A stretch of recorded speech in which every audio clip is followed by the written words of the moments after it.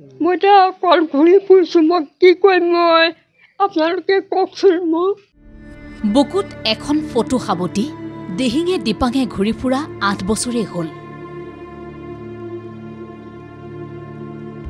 কিন্তু আজিও কোনো সন্ধান নাই পুত্ৰৰ পৰি গৈছোগে ঘূৰি ফুৰোঁতে ফুৰোঁতে কালি পৰি গৈছোঁ ভাত নোখোৱাকৈ গুচি গ'লোঁ ভাত খাব ন পুত্ৰ উমেশ ক'ত আছে 8 বছৰ পূৰ্বেই নিৰুদ্দেশ হোৱা পুত্ৰক বিচাৰি আজিও হাহাকাৰ এইগৰাকী মাতৃৰ নাৰায়ণপুৰৰ বালিপুখুৰী গাঁৱৰ এয়া মামনি বৰুৱা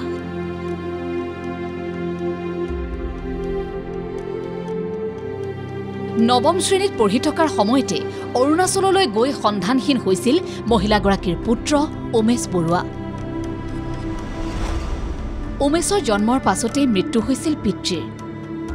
তেতিয়াৰে পৰা দৰিদ্ৰতাৰ সৈতে যুঁজি পুত্ৰক ডাঙৰ দীঘল কৰিছিল মামনি বৰুৱাই কিন্তু নৱম শ্ৰেণীত পঢ়ি থকাৰ সময়তে এতিয়াৰ পৰা 8 বছৰ পূৰ্বে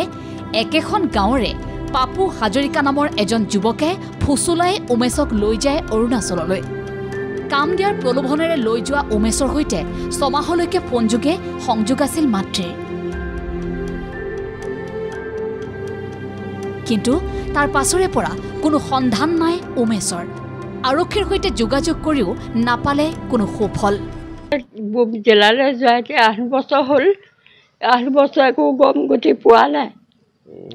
সিহঁতে আহিব আহিব কৈ আছে আহিব কওঁতে কওঁতে এতিয়া 8 বছৰ হ'ল কোনে নিছিলে পাপু হাজৰিকাই ওচৰলৈ এবাকে ক'ব বোলে আপুনি বৰ পিছত ওলাবহি আকৌ বাপেকে ক'ব বেংগলৰ পৰা আহি আছে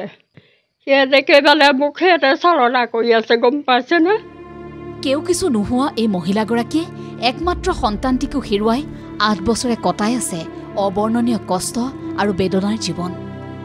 এতিয়াও বুকুত পুত্ৰৰ ফটোখনকে সাৱটি অনাই বনাই ঘূৰি ফুৰে তেওঁ আশা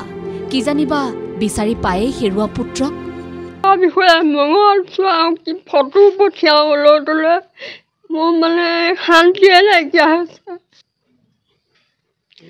মোৰ উপায় নাইকিয়া হৈছে একো কৰিবলৈ মানে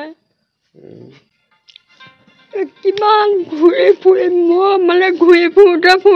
মোৰ একেবাৰে দেহা পাল পৰি গৈছে অকল ল'ৰাটোৰ কাৰণে ঘূৰি ফুৰিছোঁ অকল পিছে উভতি আহিবনে উমেশ ক'ত কি অৱস্থাত আছে উমেশ বৰুৱা অভিযুক্ত চুবুৰীয়া পাপু হাজৰিকাৰ বিৰুদ্ধে আৰক্ষীয়ে গ্ৰহণ কৰিবনে বিহিত ব্যৱস্থা নাৰায়ণপুৰৰ পৰা দীপান্ত কাকতিৰ ৰিপৰ্ট ND24